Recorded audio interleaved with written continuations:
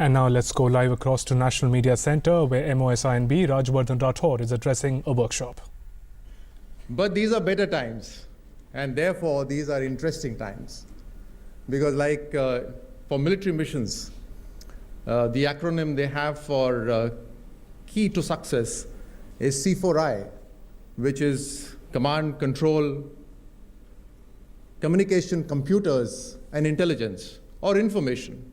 The last three, communication, computers, and intelligence or information, is there in your pockets today. That's how interesting the time is now.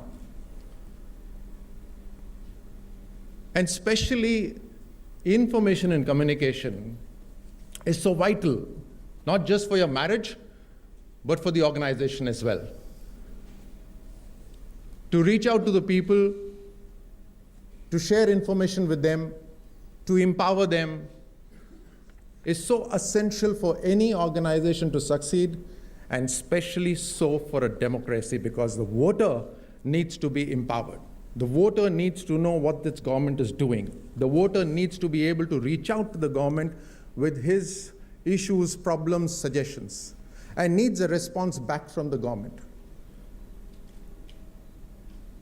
We've tried to, in the Ministry of Information Broadcasting, we've tried to reach out to the public in as many ways as possible, and especially so in terms of budget speech. We tried to put it in graphics so that people understand what the budget is. I mean, it can be extremely technical.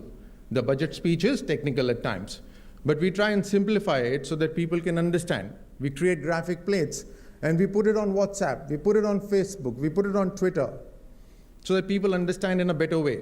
Similarly, GST is something that we could do now. People know GST is good. It's been unanimously supported by all parties.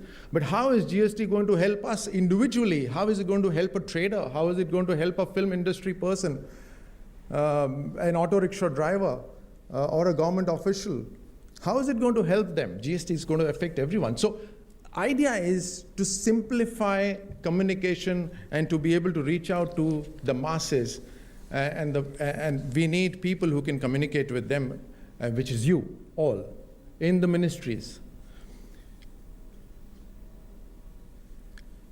One of the most brilliant things about social media is that it's a two-way communication.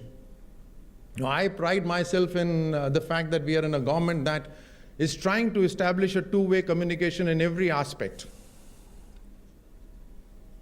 Be it the two-year program, or be it the budget for 2016, or be it the 15th of August, the ministers have tried to go to various parts of the country to meet the people, to interact with them. Just your mere presence in the border areas to tie a Rakhi is an essential tool to communicate with the people. It may not be so much as to tie a Rakhi, but the idea that the ministers, women ministers especially, will go down to every nook and corner of the country where there have never been any minister, is the very fact that this government wants to communicate with the people physically and also on the social media. The Prime Minister has been time and again saying that every minister, every department, every ministry needs to get onto the social media. Now, the coach can only show the way. The athlete has to walk the path, right? So we all have to do what he's trying to establish. I mean, it's so ironical that the Prime Minister is actually elder than most of us. So the younger population needs to be more on social media, but he's the most savvy guy who's on social media. So it's all the more important that we get onto the social media and embrace it.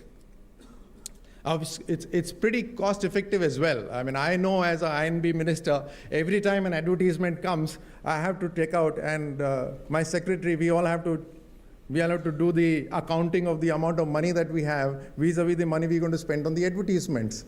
The advertisements on the print and on the general entertainment channel costs a huge amount of money.